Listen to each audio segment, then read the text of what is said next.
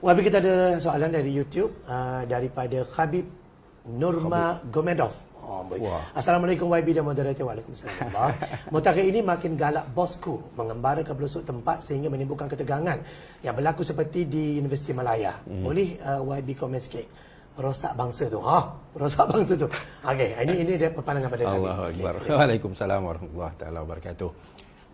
Apa yang berlaku di UM itu di mana mereka dikasari ni, pelajar-pelajar mahasiswa ni dikasari dan sebagainya adalah tidak wajar.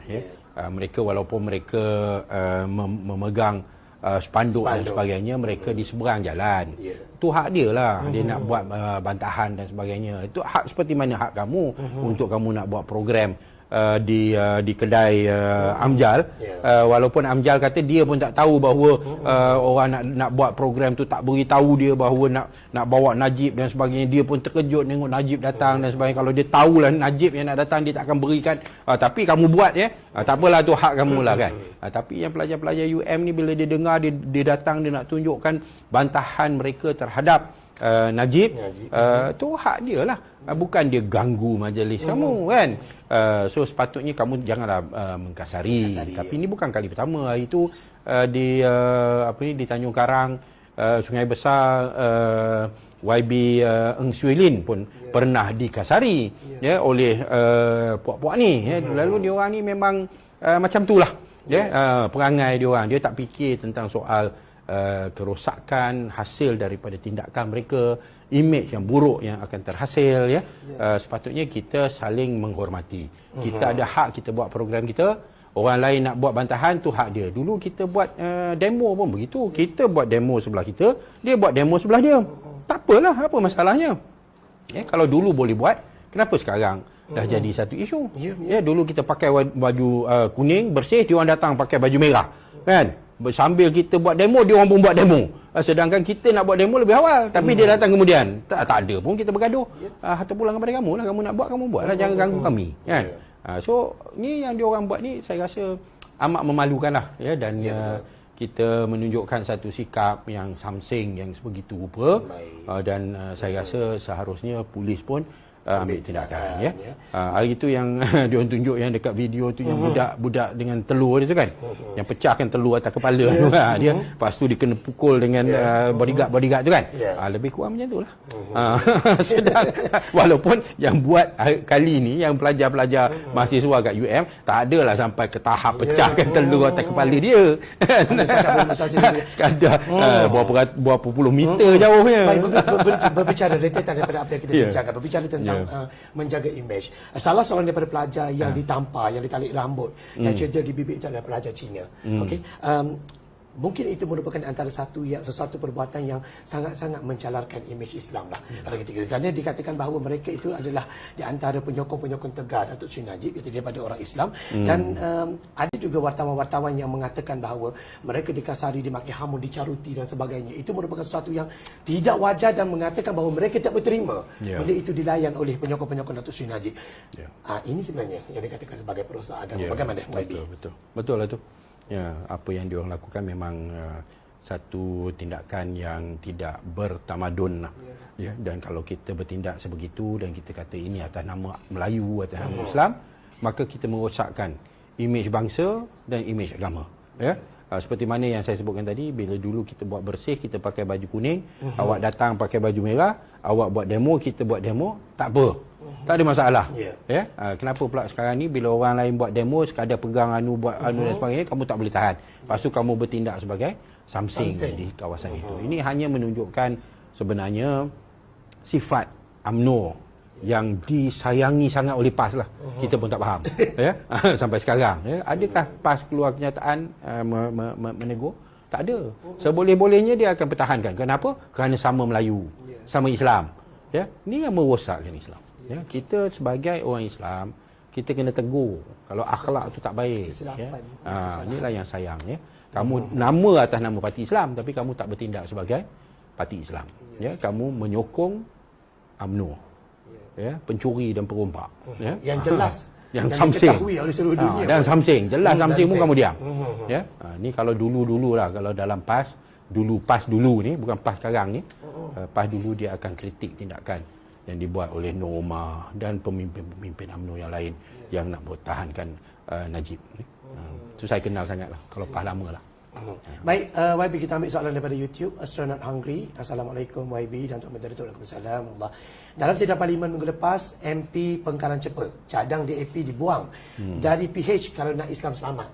Apa pendapat YB tentang kenyataan ini? Itulah, saya rasa bahawa MP Pengkalan Cepa minta maaf tak faham Islam. Ya, kerana Islam ni tak menghalang kita bekerjasama dengan orang yang bukan Islam atas usaha yang baik. Ya, nak satu kerajaan yang bebas rasuah.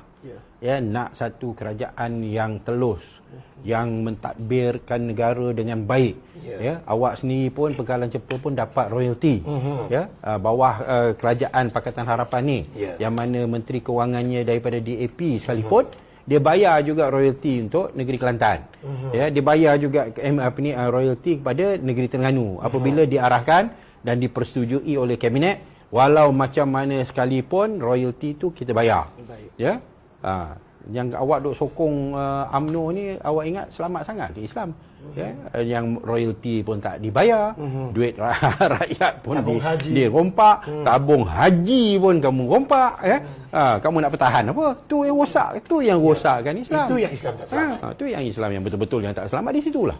Ya, lagi baik kita bekerjasama dengan orang yang bukan Islam tapi dia ada akhlak. Daripada kita bekerjasama dengan orang Islam tapi tak ada akhlak.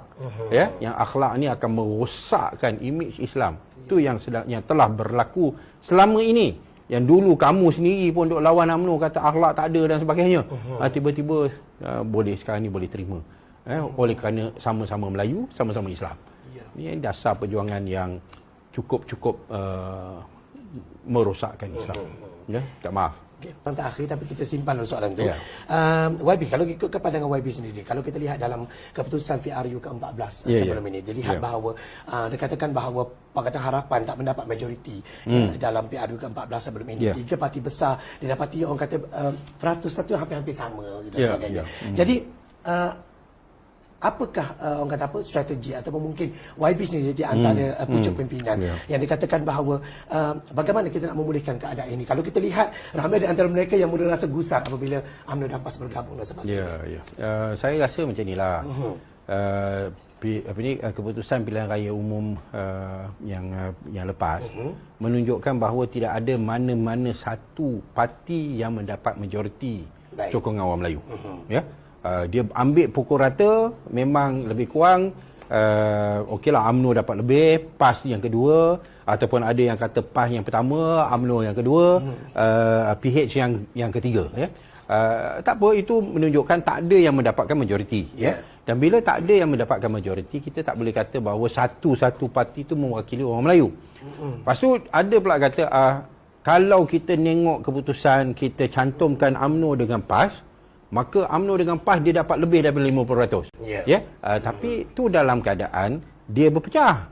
Kalau dia bersatu pada PRU ke-14, ada kemungkinan dia tak dapat keputusan yang seperti mana yang dia dapat. Sebab ramai yang boleh pasal ramai yang akan kata PAS betul-betul kerjasama dengan UMNO.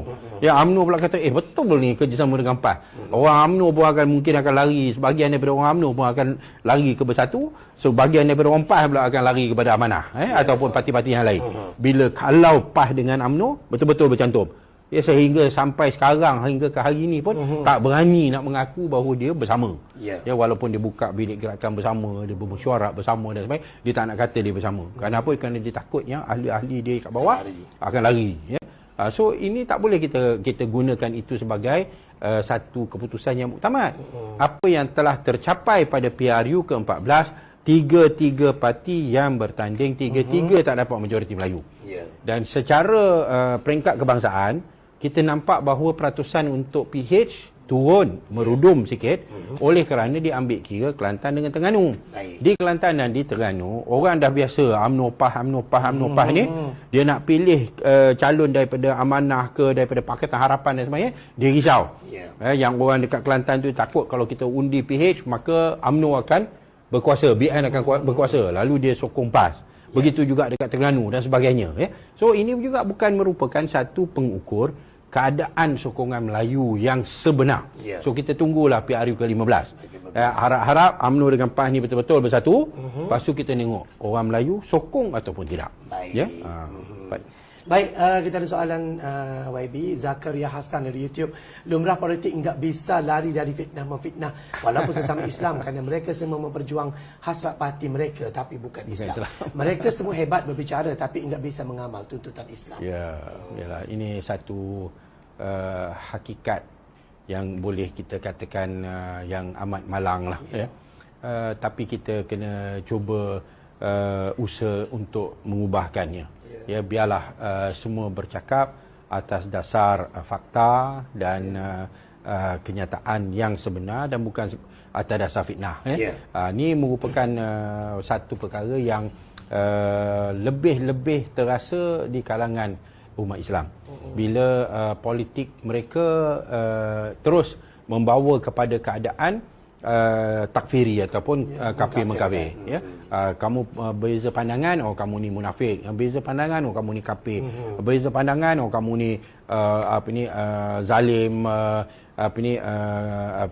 fasik, lahapur dan sebagainya. Ya, suka sangat menghukum, ya. Melabel. Sebenarnya apa yang kita kena akui ialah kita ada perbezaan pandangan dan kita kena ada apa yang dikatakan adabul ikhtilaf, ya. Ini yang tak mampu, ya, umat Islam hingga ke hari ini tak mampu nak mempraktikkan. Ya, kerana apa? Kerana cepat sangat nak menghukum. Ya, sedangkan di negara-negara yang lain, negara-negara yang bukan Islam, dia boleh ada banyak parti tapi dia tak ada sampai ke tahap mendoakan kehancuran lah, doa bala lah dan sebagainya.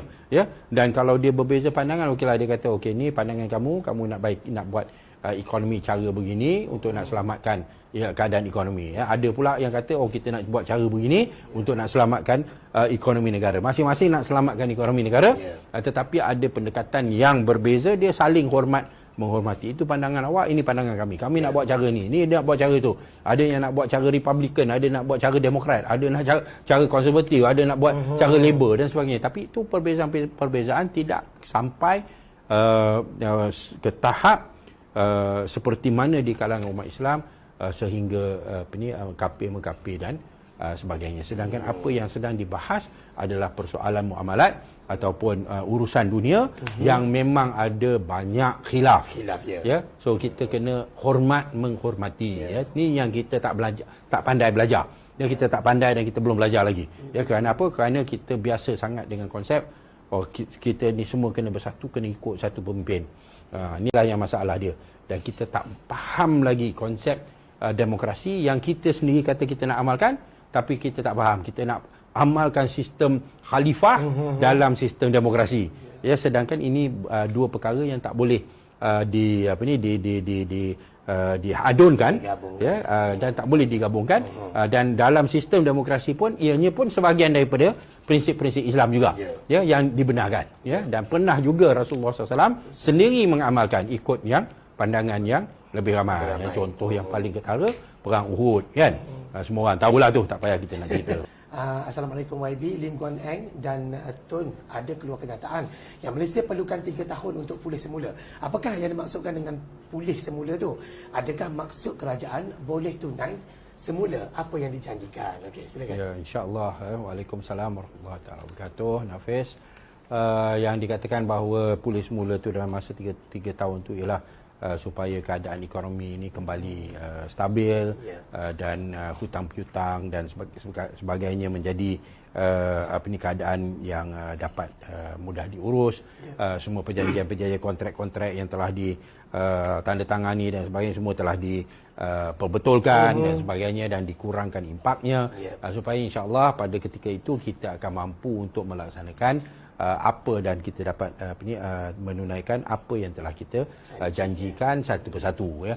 InsyaAllah tak sampai 3 tahun pun kita insyaAllah kita akan cubalah, tapi mungkin kita boleh ambil yang sikit-sikit dulu dan sebagainya, kerana kita yakin bahawa apabila pemerintahan dan pentadbiran negara ni dia dah bebas daripada rasuah, maka duit yang ada tu tidak akan ke mana dan kita akan manfaatkan untuk membantu semua orang, insyaAllah. InsyaAllah. Baik, untuk terakhirnya YB, mungkin sedikit kesimpulan daripada YB tentang tajuk kita pada malam ini, Pakatan Harapan Perosak Islam. Mungkin kata-kata terakhir daripada YB. Yalah, saya rasa bahawa tajuk itu dan tuduhan itu memang tidak munasabah sama sekali lah sebenarnya tuduhan bahawa Pakatan Harapan ni perosak Islam, sedangkan ianya merupakan kerajaan baru yang ingin mewujudkan sebuah pentadbiran yang bebas daripada rasuah, tidak perkauman, adil, yang ditadbir dengan baik dan telus dan sebagainya lah. InsyaAllah kita doakan supaya apa cita-cita kerajaan Pakatan Harapan itu dapat tertunai, dan dengan itu akan terbela imej Islam, bahawa Islam pun inginkan sebuah kerajaan yang bersih, yang adil dan mampu untuk menyatu padukan rakyat jelatanya. Ya. Baik. InsyaAllah. Baik, itu dia di antara perbincangan kami pada malam ini, bicara bersama dengan YB Khalid Samad yang merupakan Menteri Bedah Persekutuan dan juga Ahli Parlimen Shah Alam dan juga Pengarah Komunikasi Amanah Nasional. Terima kasih YB. Terima kasih bersama dengan kita malam ini. Sekali lagi mohon maaf atas gangguan teknikal sebentar tadi. Semoga apa yang kami bincangkan pada malam ini secara langsung bersama dengan anda sekurang-kurangnya dapat memberikan impak dalam kehidupan anda, input yang baik sebenarnya. Dan juga kami juga mengucapkan jutaan terima kasih atas setiap soalan yang anda berikan kepada kami, dan semoga soalan anda itu terjawab oleh YB kita pada malam ini. Baik, sehingga kita bertemu lagi. Salam syukur dan salam kemaafan dari saya, Zawaz Yusof. Kita jumpa minggu depan. Assalamualaikum warahmatullahi wabarakatuh dan selamat malam. Jumpa lagi.